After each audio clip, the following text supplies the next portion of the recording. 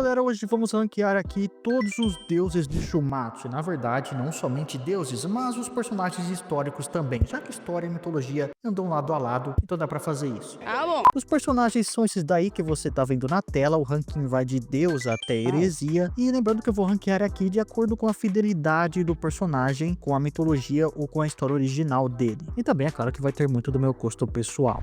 Começando então pelo primeiro, ou pela primeira luta, que tem o Lubu, que na história de Shumatsu diz que ele seria o mais poderoso dos humanos, né? Ele seria visto como um deus da guerra, de tão louco que ele seria um campo de batalha. Ele teria sede de sangue, desde jovem ele já conseguiu derrotar uma dezena de soldados sozinho. Ele estava sempre em busca de um oponente à altura dele, de alguém que pudesse dar uma batalha incrível para ele, já que as outras batalhas eram muito fáceis. Tanto que ele foi até mesmo participar de um torneio onde diziam ter os mais poderosos guerreiros do mundo, que ocorreu em Roma. E ele só acabou morrendo porque ele quis, na verdade. 200 mil soldados cercaram seu castelo e o Lubu acabou se entregando por vontade própria, porque ele estava cansado de procurar um oponente à altura e nunca achar. E com isso, ele acabou no Ragnarok. Bem, o Lubu, ele realmente existiu na história, lá na história da China, e de fato ele era visto como um deus da guerra em batalha. Diziam que só de falar o nome dele, os outros guerreiros já tremiam. Ele era extremamente sanguinário. E também ele era bem babaca, já que algumas histórias diziam que quando ele bebia, ele acabava batendo em seus próprios soldados, ou seja, ele não era tão querido assim pelas suas tropas, tanto que ele teria acabado morrendo, assassinado pelo seu próprio soldado. E assim, por aparência, não preciso nem dizer que o Lubu não era desse jeito, né, gigante e definidaço assim, não. Na verdade, ele seria bem mirradinho e usaria roupas tradicionais da China da época, como vocês estão vendo aí na tela. Eu gosto muito do Lubu de Shumatsu, mas como adaptação dá pra colocar em Deus, né, eu vou colocar em ok, que eu acho que tá de bom tamanho. Agora falando sobre o Thor,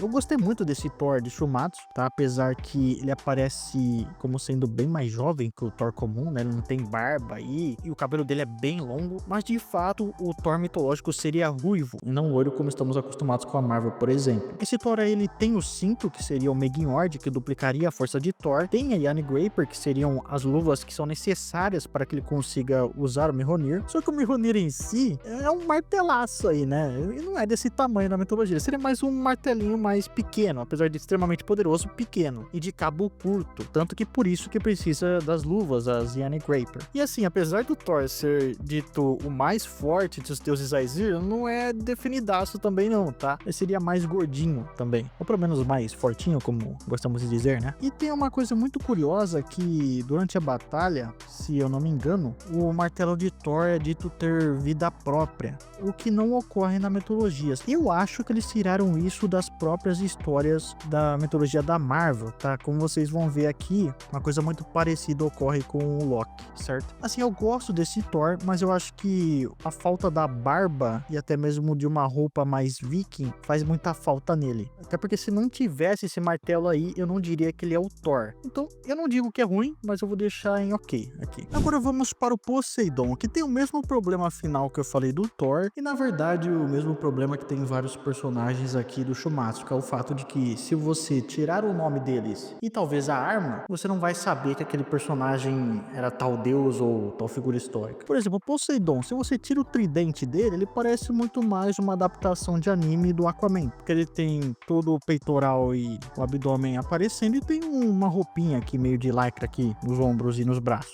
E fora que assim, o Poseidon é apresentado como um baita de um deus foda, que todo mundo tem medo, que não sei o que, e o máximo que ele faz é dar umas estocadas ali no meio da batalha e no fim ele perde.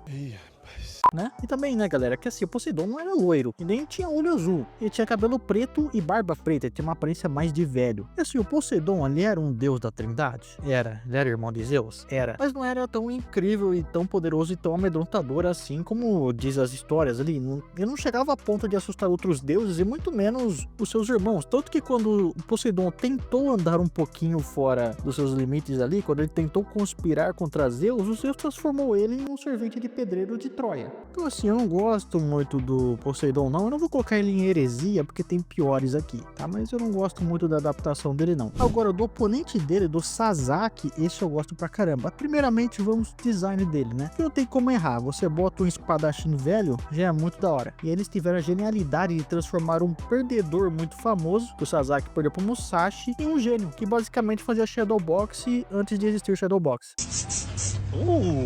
Ele treinava na mente, ele já sabia quando ele ia perder, ele já sabia o que ele teria que fazer e tudo mais, porque ele já tinha lutado contra a pessoa na mente. Que inclusive eu acabei de lembrar que o Baki também faz. Mas, enfim, pelo menos ele não luta contra gafanhoto imaginário, né? Bem, o Sasaki, apesar de ser apresentado como calmo e até mesmo como calculista ali no anime de Shumatsu, ele acabou perdendo pro Musashi na história original porque o Musashi acabou atrasando de propósito e isso deixou o Sasaki louco da vida. Isso acabou desconcentrando ele na batalha. Eles pegaram isso e inverteram na história do anime, o que eu achei muito genial. Então eu vou deixar ele como bom. Também não vou deixar em Deus, né? Mas eu vou deixar em bom. E agora vamos para o Adão, a Eva e a Serpente. No caso dos dois primeiros, não tem muito o que falar, porque tem descrições detalhadas sobre a aparência ou até, de certa forma, a personalidade complicada deles. Eles foram criadas à imagem e semelhança de Deus, então se fossem feitos baixos, altos, gordos, magros, enfim, de certa forma, de qualquer modo, estaria correto. Então eu vou deixar em bom. E também, né, transformar o Adão em trocador de soco é incrível. Agora, a Serpente, é que assim,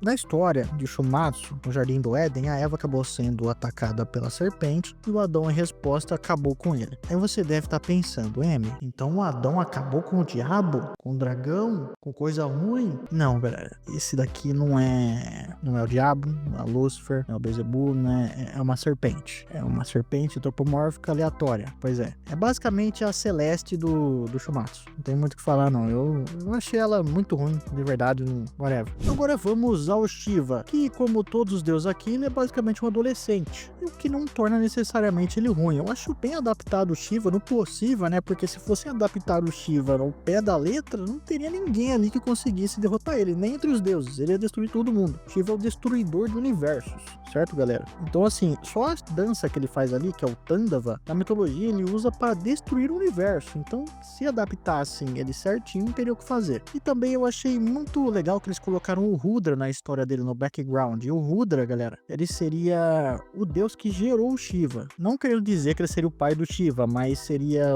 um deus ancestral do qual surgiu o Shiva. A única coisa que eu não gostei muito em relação ao Shiva, na verdade, seria o fato de que quando ele vai lutar, né, no caso ele que lutaria contra o Adão e não o Zeus, o Zeus vai lá, aperta o ombro do Shiva e deixa ele de joelhos, que nunca aconteceria, né? Só do Shiva usar o seu terceiro olho no Zeus, o Zeus acabaria sendo destruído, ou pelo menos a essência física do Zeus não existiria mais. Então assim, eu acho uma boa adaptação na medida do possível. O Raiden, né, que é esse aqui, que é o lutador de sumô, eu poderia falar várias coisas pra vocês, mas eu vou colocar aí na tela a imagem do Raiden original e do Raiden no Shumatsu. Aí vocês vão entender o porquê que ele vai ficar em ruim, tá? Porque ele é um lutador de sumô e ele era gordinho. Transformaram o cara basicamente num bodybuilder.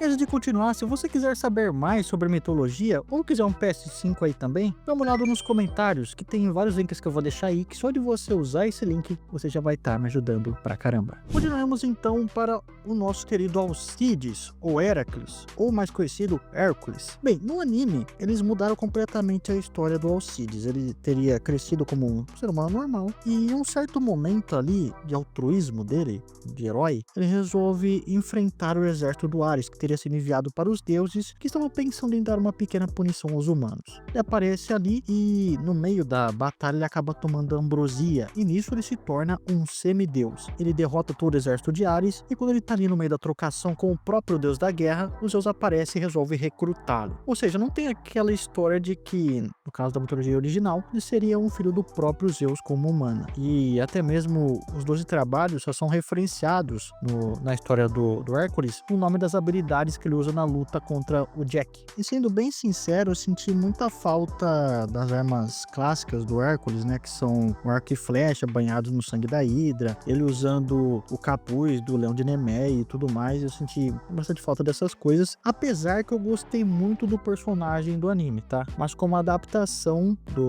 da mitologia, da história do Hércules, eu achei bem ruinzinha, então vou deixar aqui. Tem o Jack cai no mesmo caso do Adão e Eva, né? Que assim, não tem muito o que falar sobre a história dele, porque ninguém sabe quem era o Jack, né? Original. Agora, o design dele é muito da hora, cara. É muito estiloso, então eu vou deixar em bom, tá? Como eu coloquei Adão e Eva aqui, vou colocar o Jack da mesma forma. No caso do Hermes, eu gosto da adaptação, só que eu senti muita falta do lado trickster, do lado trapaceiro dele, porque tá presente no Hermes desde a primeira história dele na mitologia, desde o nascimento dele, e que ele acaba tentando, né, na verdade não tentando, ele consegue enganar os Zeus e o Apolo no roubo do rebanho de Apolo. Então eu senti muita falta disso, mas o resto tem bastante, tem a classe do Hermes, tem o fato de ele ser um deus da música também, que ele toca inclusive, se eu não me engano, um violino ali em algumas das cenas, e ele é basicamente o braço direito de Zeus, pelo que dá a entender, né? Então assim, eu gosto bastante da adaptação, mas eu senti falta disso. Eu senti falta também do capacete dele, das sandálias dele, mas em geral eu achei uma boa adaptação. Apesar que, se eu perguntar pra vocês, sem falar que era o Hermes, esse personagem aí, vocês adivinhariam?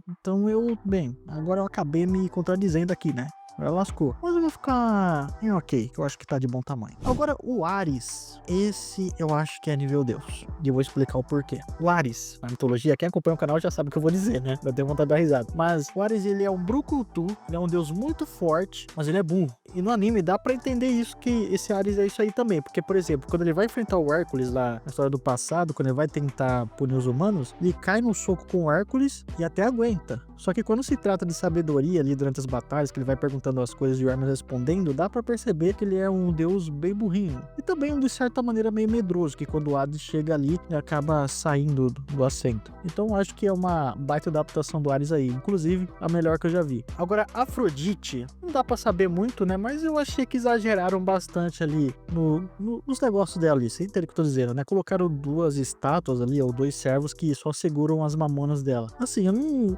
dá nem pra dizer que é ruim, porque não dá pra saber exatamente sobre ela. Mas eu vou colocar em ruim porque eu acho que exageraram bastante. O Loki, vem aquilo que eu falei pra vocês, me passou a impressão que eles adaptaram mais o Loki da Marvel do que o Loki da mitologia, porque o cabelo verde, o jeito dele em si também me pareceu bastante. As adagas que ele usa não existem na mitologia, tá? Na verdade, o Loki não tem nenhuma arma na mitologia, uma arma em si, né? Uma espada, um martelo, uma lança, ele não tem. O que ele tem, em algumas das histórias, é uma varinha que na verdade seria o galho de uma árvore que ele usa pra bater em um gigante. Mas assim, não dá pra saber muito sobre o Loki, porque pelo menos no anime, pelo que eu assisti, não apareceu tanto assim o background dele. O que apareceu mais foi ele ficando bravo quando descobriu que o Buda trocou de lado, né? Foi pros humanos. Mas em geral, acho que não dá pra saber muito sobre o Loki. Mas, pelo que eu tô vendo até agora, eu não gostei tanto assim da adaptação em questão mitologia, né? Se for em questão Marvel, até que tá bom, mas eu achei bem ruizinho. Pelo menos até agora. Galera, assim, esse Heimdall, ele me parece muito mais a Momo da mitologia grega do que o Heimdall, porque ele é todo brincalhão, ele tem essa máscara aí, esse gorrinho também que parece um pouco a aparência da Momo, se a gente for ver, que é essa daqui, que tá aparecendo aí na tela pra vocês. E a única coisa que faz lembrar o Heimdall mesmo é o fato dele ter o chifre ali, a Gjallarhorn, porque do resto, eu acho muito ruim esse Heimdall, tem nada a ver, pra mim fica em heresia. E agora chegando no Buda, que assim, vamos lá, de novo. Outro personagem que eu gosto muito no anime ali, que funciona muito bem, tem um design muito da hora, muito chamativo, só que de Siddhartha mesmo, de Buda, não tem nada, gente. De novo, se eu mostrar pra vocês a imagem dele sem falar que era o Buda, sem vocês saberem que era o Buda, vocês iam adivinhar? Dificilmente vocês iam adivinhar. A história dele também muda bastante, né? Tem a ver, tem um amigo dele, tem mais em relação com o amigo dele do que o fato dele duvidar, né? De tentar descobrir como se livrar do sofrimento da vida e tudo mais. E também tem o outro fato que é assim, de novo, o Buda é definido aí, é forte e tudo mais. Agora, tem uma parte da história dele que diz que ele tava tão magro que ele foi confundido com galhos secos de uma árvore. Então, assim, de personagem é bom, mas de adaptação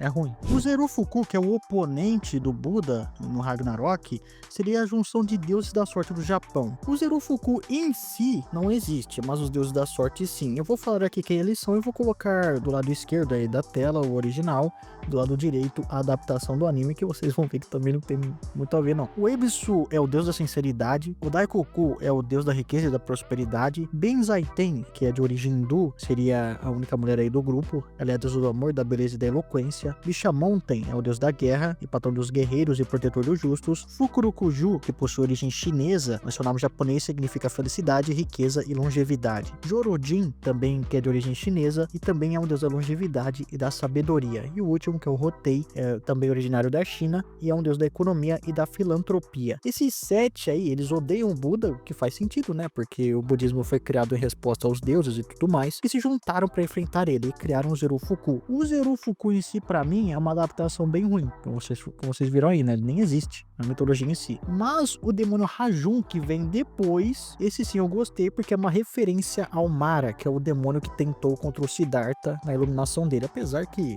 isso que ele teria queimado Helheim, colocaram mitologia nórdica no meio do negócio aí. Mas enfim, eu gostei bastante. Eu vou colocar o Fuku em ruim e o Rajun em bom. Bem, vamos ao Odin. O Odin também não apareceu muito, tem muita pouca coisa sobre ele, mas o pouco que eu vi, pelo menos eu gostei, no quesito de aparência. Ele tem um olho ali que ele não tem, né? Ficou meio estranha a frase agora, mas enfim. Ele tem o Hunin, tem o Munin, tem a lança dele, e tem aquela cena muito braba dele ficando puto, depois da briga do Buda com o Loki. Eu gosto bastante de colocar em Deus, certo? Vamos lá. Os Zeus. Cara, os Zeus, assim, eu entendi que eles tentaram fazer. Eles tentaram dar um assim, no Zeus, né? Colocando ele como um velhinho, pobrezinho ali, sem força, e depois ele fica monstrão. Só que já existia um velhinho que é raquítico com osteoporose na forma normal e depois fica bombado e forte, que é o Mestre Kami. Inclusive, o Zeus até anda com as mãos pra trás aí, talvez uma referência ao Mestre Kami. Assim, a aparência em si, ok, tá? Mas, sei lá, a personalidade do Zeus é meio esquisita. Ele,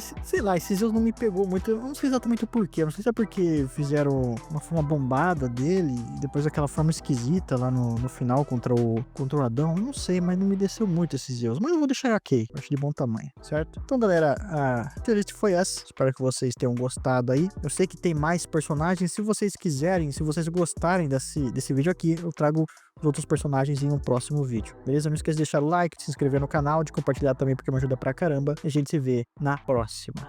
Beleza? Vambora.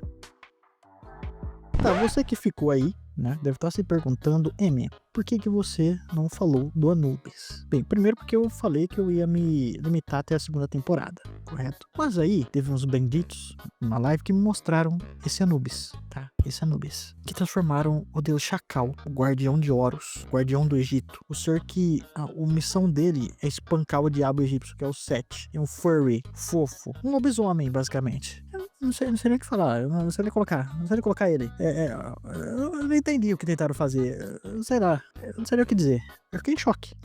Transformaram o Anubis em um furry gostoso, cara. Sei lá.